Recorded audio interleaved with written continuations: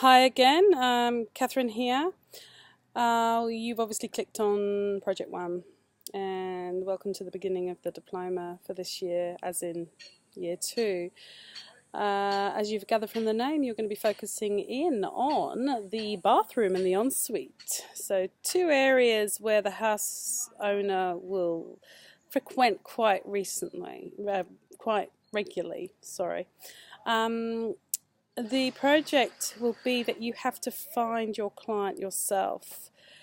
They can be a real client who wants their ensuite and their bedroom done. They could be someone who just wants the ensuite done. It could be someone that has an absolutely just quite terrible house and maybe they couldn't afford it in reality to be done, but you can put it together, a concept and an idea for them, and they can play along with you to see where you go with their house.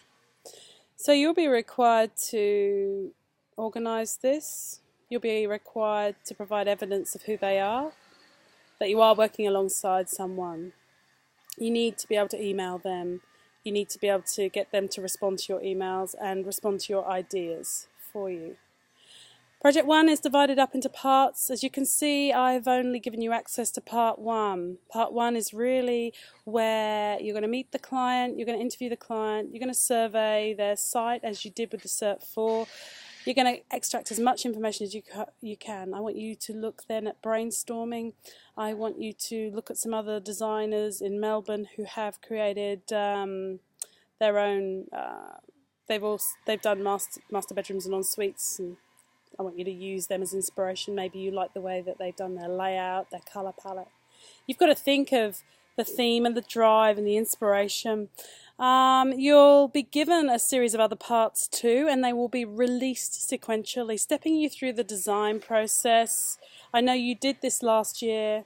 The difference between last year and this year is being much more detailed. So at this stage, sorry, someone's having a go down there. Wonderful. At this stage, by now, you understand how to communicate.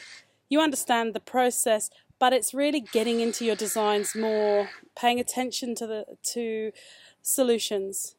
By the way, in the ensuite area, don't use the existing footprint. Really think, do walls need to be moved? Does a bath need to be there? Do they want a bath? Does a bigger window need to be there? Or could you make the window better? Does a roof light need to be there? You're going to be looking at the electricals, the soft furnishings, the window treatments. Move beds. If you don't want the bed in this position it is because of the PowerPoints, move them. Provide your client with something that really makes their life as effortless as possible. A space that really suits them. So also in Cert 4, students tended to go with what's on trend. Look beyond that, do some research. If you place together a strong brief for your client to read, you'll find it really easy to come up with a really strong concept. So when you're brainstorming and you're researching, think about your inspiration and where has it come from. It could be from the conversation, it could be that the client has a love for Bali and they travel a lot, so you might use that as your colour palette. You might use one of their actual photographs, and it might be the textures and everything.